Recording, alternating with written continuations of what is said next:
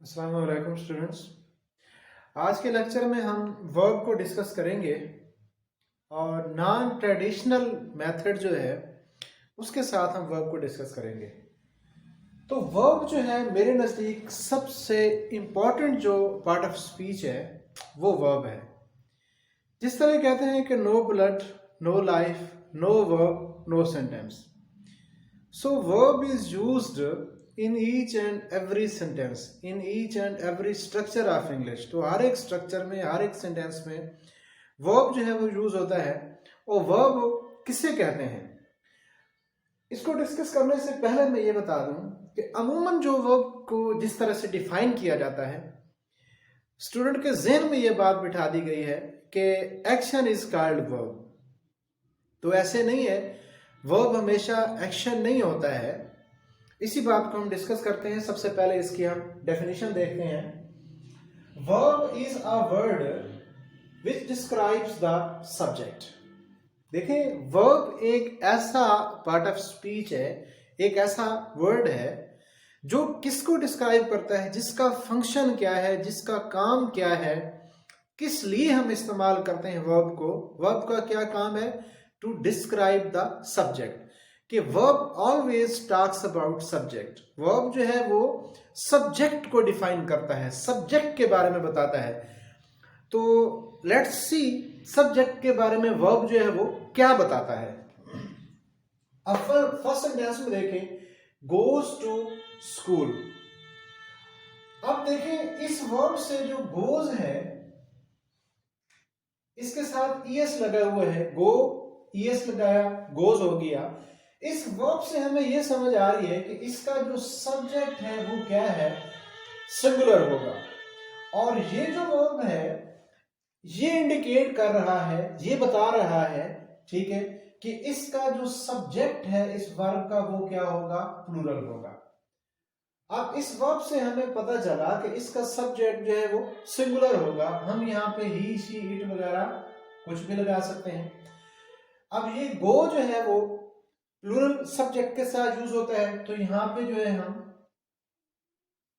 Plural subject use करेंगे। तो हमने इस एग्जांपल के जरिए ये सीखा कि वर्ब जो है वो डिस्क्राइब करता है सब्जेक्ट को, सब्जेक्ट के बारे में उसका नंबर बता सकता है, पहली बार। अब जिस तरह गोज से हमें यह पता चला कि इसका जो सब्जेक्ट है वो सिंगुलर होगा। किसने हमें बताया? हमें वर्ब ने ये इंफॉर्मेशन दी, हमें वर्ब से ये बात समझ आई। इस वर्ब से हमें यह पता चला कि इसका जो सब्जेक्ट है वो प्लूरल होगा, वो सिंगुलर नहीं होगा। तो एक बात क्या हुई कि वर्ब जो है वो सब्जेक्ट का नंबर बताता है कि वो सिंगुलर है या प्लूरल है। आगे देखते हैं, ही हैज मनी। अब देखें, इस सेंटेंस में जो है कोई एक्शन नहीं हो रहा है, ठीक है, चलिए इसमें एक्शन हो रहा है तो ये एक्शन वर्ब है, ये भी एक्शन वर्ब है। इस सेंटेंस में ही हैज मनी, उसके पास क्या है? मनी, रकम है। इस सेंटेंस में कोई एक्शन नहीं हो रहा, लेकिन इसमें वर्ब है हैज। इसमें ये हैज जो है वो क्या बता रहा है ही के बारे में, कि उसके पास कुछ है। What he has money. तो ये इस सब्जेक्ट की क्या बता रहा है? पोजीशन को शो कर रहा है। यानी कि इस सब्जेक्ट की कौन सी कंडीशन को डिस्क्राइब कर रहा है? स्टेट ऑफ पोजीशन को। यानी हम कह सकते हैं कि हैव इस सेंस में यहां पे कैसे यूज हुआ? ये पोजेसिव वर्ब के तौर पे यूज हुआ। क्यों? कि इसने सब्जेक्ट की स्टेट ऑफ पोजीशन को शो किया। नेक्स्ट देखिए, ही इज डाइंग। अब यहां पे ये सब्जेक्ट है, दो वर्ब है इसमें। डाइंग जो है इसमें कौन सा वर्ब है? Main verb. तो इज क्या हो जाएगा? Helping verb. ये जो मेन वर्ब है ये सब्जेक्ट के बारे में क्या बता रहा है? अब देखिए, इस सेंटेंस में ही इज डाइंग, वो मर रहा है। ये सब्जेक्ट खुद तो कुछ नहीं कर रहा, ठीक है, ये सब्जेक्ट कुछ नहीं कर रहा। तो ये वर्ब किस चीज को, ये हैपनिंग को शो कर रहा है, ठीक है। यानी वर्ब हैपनिंग भी हो सकता है, वर्ब डूइंग वर्ब भी हो सकता है। अब दूसरे में देखें कि he is reciting rosary. Rosary तस्बीह को कहते हैं, रिसाइटिंग इसमें मेन वर्ब है। और इसमें जो है ये ही जो है जो सब्जेक्ट है वो क्या कर रहा है? रिसाइटिंग। तो इसमें ये कौन सा वर्ब होगा? ये डूइंग वर्ब होगा यहां पे। तो वर्ब जो है ओवरऑल अगर हम इसे देखें तो वर्ब को हम कैसे डिफाइन करेंगे? वर्ब की डेफिनेशन ये बिल्कुल गलत है कि verb is in action. Action के बगैर भी वर्ब होता है, हमने एग्जांपल में देखा है। For example he is a teacher, इसमें कौन सा वर्ब है? इज। इस सेंटेंस में कोई एक्शन नहीं हो रहा, लेकिन इज इसमें वर्ब है, तो कौन सा वर्ब है? इज इसमें हेल्पिंग वर्ब नहीं है, इसमें मेन वर्ब है, ये एक्शन वर्ब नहीं है इसमें, लेकिन वर्ब है। तो वर्ब एक ऐसा वर्ड होता है जो किसके बारे में बताता है? सब्जेक्ट को डिस्क्राइब करता है, जैसा कि हमने इन एग्जांपल में देखा। अब आते हैं वर्ब की जो प्रोमिनेंट और फेमस इसकी टाइप्स है ना, वो हम सबसे पहले डिस्कस करते हैं। फाइनाइट वर्ब, जहां पे अमूमन जो है स्टूडेंट जो है वो कंफ्यूज होता है, फाइनाइट क्या है, नॉन फाइनाइट क्या है, और इसे बड़ा मुश्किल कंसिडर करता है, हालांकि it's very very easy type of verb. तो फाइनाइट वर्ब कौन सा होता है? The verb which is limited to subject and change of tense. इसका क्या मतलब है इस डेफिनेशन का? इस डेफिनेशन का ये मतलब है कि ऐसा वर्ब जिसका हम सब्जेक्ट चेंज करें और साथ वर्ब भी चेंज हो जाए, ठीक है, तो वो कौन सा वर्ब होगा? Finite verb. अगर हम टेंस चेंज करें, प्रेजेंट से हम पास्ट में चले जाएं और साथ वर्ब भी चेंज हो जाए, तो वो कौन सा वर्ब होगा जी? फाइनाइट वर्ब होगा। इट मीन्स कि फाइनाइट वर्ब इज चेंजेबल, ये चेंजेबल है। अब इसको हम प्रूव करते हैं एग्जांपल से। अब देखिए इसमें कौन सा वर्ब है? आई गो टू स्कूल में वर्ब कौन सा है? गो, ठीक है। इसका सब्जेक्ट कौन सा है? आई। अगर हम आई की बजाय ही सब्जेक्ट लगा देते हैं तो ये गो के साथ हमने क्या लगा दिया? ईएस। वर्ब की फॉर्म चेंज हुई, हालांकि है तो ये बेसिक फॉर्म, लेकिन वर्ब चेंज हुआ है। सब्जेक्ट ये था तो उसके साथ गो है, अगर सब्जेक्ट हमने चेंज किया तो साथ वर्ब भी चेंज हो गया। तो गो क्या है? चेंजेबल वर्ब है, लिहाजा ये कौन सा वर्ब है? इसे हम कहेंगे फाइनाइट वर्ब। ऐसा वर्ब जो जिसका हम सब्जेक्ट चेंज करें और साथ वर्ब भी अगर चेंज हो जाता है, ठीक है, जैसा कि ये चेंज हुआ, तो कौन सा वर्ब होता है? Finite verb. सेकंड एग्जांपल देखें। अगर हम इसको आई गो टू स्कूल है, अगर हम अब इसकी क्या उर्दू है कि मैं स्कूल जाता हूं, अगर मैं टेंस चेंज करूं कि मैं स्कूल गया, तो वर्ब कौन सा? गो से वेंट हो गया। हमने टेंस चेंज किया तो साथ वर्ब की फॉर्म भी चेंज हो गई, वर्ब भी चेंज हो गया, ठीक है। मैं स्कूल जाता हूं से अगर मैंने टेंस चेंज किया और मैं स्कूल गया, तो गो से क्या हो गया? वेंट हो गया, ये वर्ब भी चेंज हो गया, तो कौन सा वर्ब है? Finite verb. एंड पे मैं आपको इसका शॉर्टकट जो स्किल है, शॉर्टकट की है, वो भी बताऊंगा कि फौरन देख के जो है आप समझ जाएंगे कि ये फाइनाइट है, ये नॉन फाइनाइट है। नेक्स्ट एग्जांपल देखें। I have completed my work. इसका सब, इसमें ये वर्ब है, ठीक है, और ये है इसका सब्जेक्ट जी। अब यहां पे I have completed my work, ये सेंटेंस है। अगर हम ये टेंस चेंज करें, और इसकी उर्दू क्या है कि मैंने अपना काम मुकम्मल किया है, प्रेजेंट की बात हो रही है। अगर मैं इसका टेंस चेंज करूं कि मैंने अपना काम मुकम्मल किया था, तो ये जो वर्ब है हैव जो है यहां पे क्या हो जाएगा? हैव की बजाय हैड हो जाएगा जब पास्ट में जाएगा।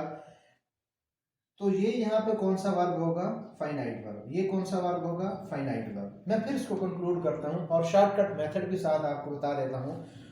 फाइनाइट वर्ब ऐसा वर्ब होता है जिसका अगर हम सब्जेक्ट चेंज करें और साथ वर्ब भी चेंज हो जाए, ठीक है, तो वो कौन सा वर्ब होगा? अब देखें ये हैव है, इसके साथ आई है, अगर मैं यहां पे लगा देता हूं ही, ठीक है, तो ये वर्ब चेंज होकर ये क्या हो जाएगा? ही के साथ क्या लगेगा? हैज लगेगा। इट मीन ये वर्ब चेंज हो रहा है, तो कौन सा वर्ब है? Finite verb. जिसका हम सब्जेक्ट चेंज करें या हम टेंस चेंज करें और वर्ब भी साथ चेंज हो जाता है, तो वर्ब कौन सा होगा? Finite verb.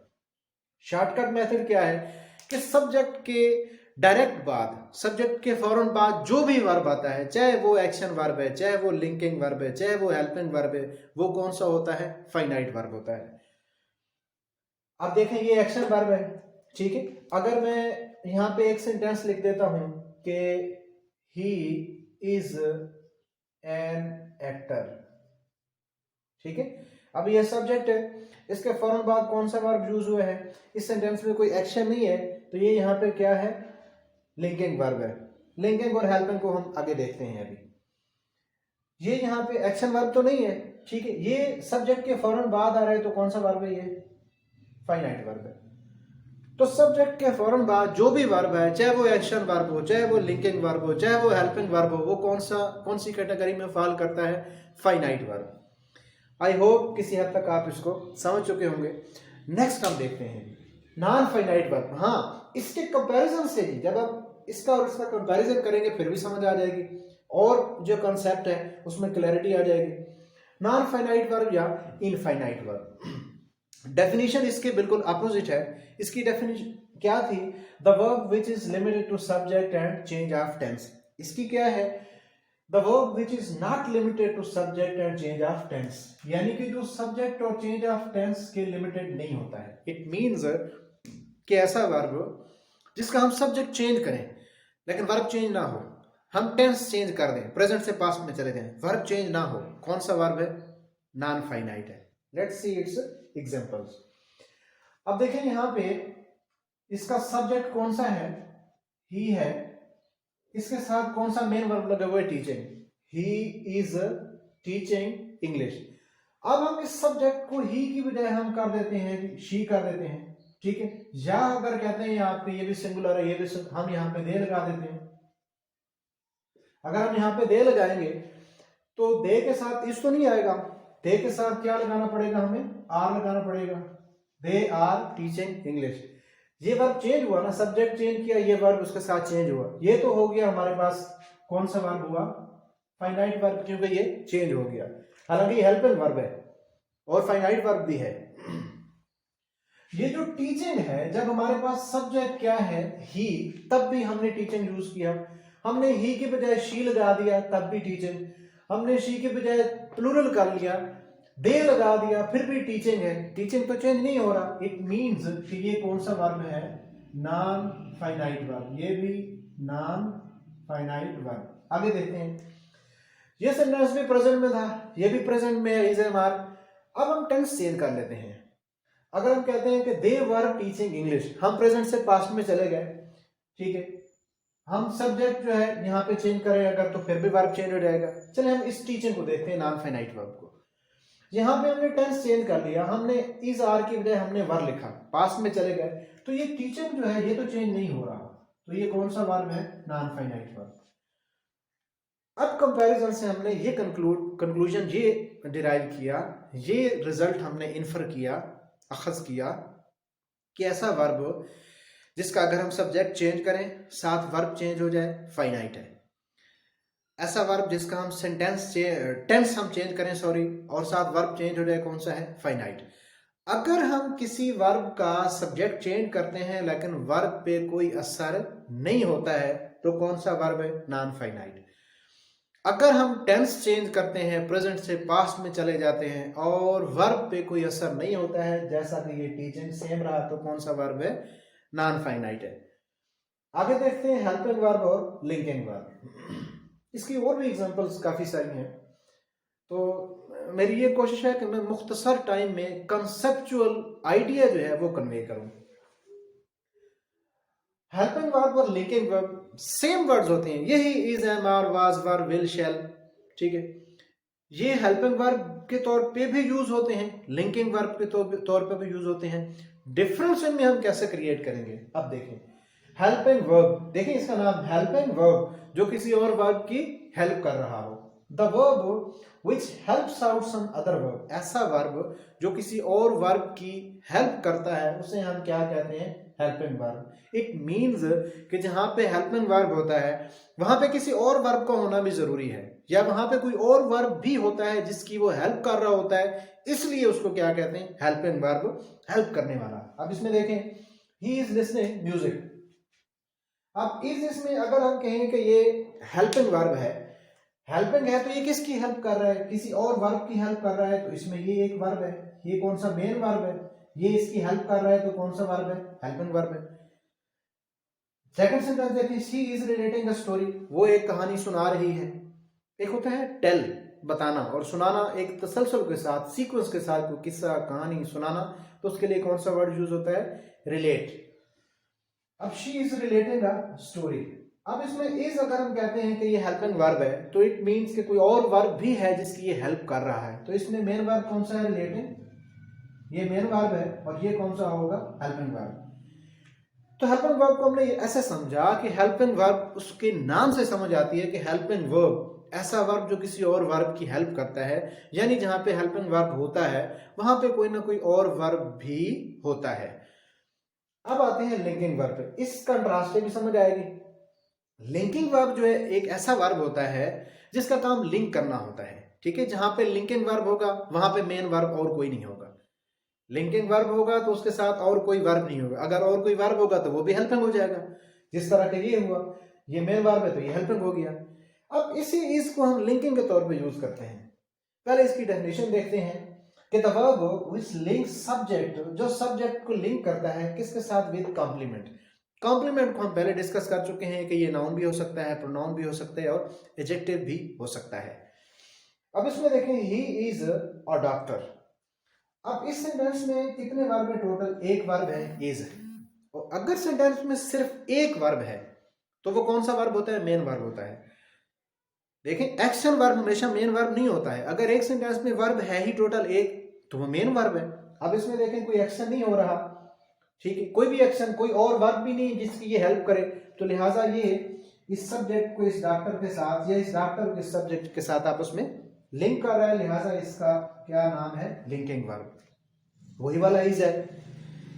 अब देखें अली इज माई स्टूडेंट। इस सेंटेंस में देखें आप कि इसमें भी सिर्फ एक वर्ब है और कोई वर्ब नहीं है जिसकी ये हेल्प करे, इसलिए हेल्पिंग वर्ब नहीं है। तो ये इस स्टूडेंट को जो है वो इस सब्जेक्ट के साथ लिंक कर रहा है, तो कौन सा वर्ब है? Linking verb. इट मीन्स कि जहां पे लिंकिंग वर्ब होता है वहां पे और कोई वर्ब नहीं होता है, ठीक है। और जहां पे हेल्पिंग वर्ब होता है वहां पे कोई और वर्ब होता है जिसकी वो हेल्प करता है और इसलिए वो क्या कहलाता है? Linking verb. My dear students, आज की डिस्कशन में हमने very very pertinent topic of parts of speech, verb को हमने डिस्कस किया। और वर्ब ऐसा वर्ड होता है जो सब्जेक्ट को डिस्क्राइब करता है, सब्जेक्ट का नंबर बताता है कि वो सिंगुलर है, प्लूरल है, सब्जेक्ट की स्टेट बताता है। वर्ब से हमें टेंस की समझ आती है, ठीक है। अगर इज लगा हुआ है तो हम ये समझ जाते हैं कि भाई प्रेजेंट की बात हो रही है। किससे हमें समझ आया? वर्ब से समझ आया। अगर वाज लगा हुआ तो हम ये समझते हैं, वाज से हमें समझ आ जाती है कि यार ये पास्ट की बात हो रही है। किससे समझ आई हमें? वर्ब से। यानी वर्ब जो है वो एक तो टेंस भी बताता है, एक सब्जेक्ट का नंबर बताता है कि वो सिंगुलर है, प्लूरल है, सब्जेक्ट की स्टेट बताता है कि सब्जेक्ट जो है वो क्या है। जिस तरह अगर मैं कहूं कि ही इज अ स्टूडेंट, तो इज से हमें समझ आ रही है क्या? कि वो स्टूडेंट है, यानी वो स्टेट ऑफ बीइंग भी बता सकता है। फिर हमने वर्ब की टाइप्स को डिस्कस किया। फाइनाइट वर्ब, ऐसा वर्ब जो सब्जेक्ट के फौरन बाद आता है वो फाइनाइट होता है। ये हेल्पिंग भी हो सकता है, लिंकिंग भी हो सकता है, एक्शन वर्ब भी हो सकता है, फाइनाइट वर्ब। नॉन फाइनाइट ऐसा वर्ब है जो किसी भी सूरत चेंज नहीं होता है, ठीक है, जिसका हम सब्जेक्ट चेंज कर दें, टेंस चेंज कर दें, वो चेंज नहीं होता है। फिर हमने हेल्पिंग वर्ब और मेन लिंकिंग वर्ब को डिस्कस किया। हेल्पिंग वर्ब जहां पे होता है उसके साथ कोई और वर्ब का, किसी और वर्ब का होना भी जरूरी है, ठीक है। लेकिन लिंकिंग वर्ब जहां पे होता है वहां पे सिर्फ वही वर्ब होता है और कोई वर्ब नहीं होता है। बाकी कॉम्प्लीमेंट आप प्रीवियस लेक्चर में देख लें, आपको वहां से काफी मदद मिलेगी कॉम्प्लीमेंट को समझने में। तो आई होप आपको अच्छी तरह समझ आ रही होगी। अगर फिर भी आपका कोई क्वेश्चन है, मैं कोई चीज अगर स्किप कर रहा हूँ, मिस कर रहा हूँ, अगर आप कोई सजेशन देना चाहते हैं तो प्लीज कमेंट करें। Thank you so much.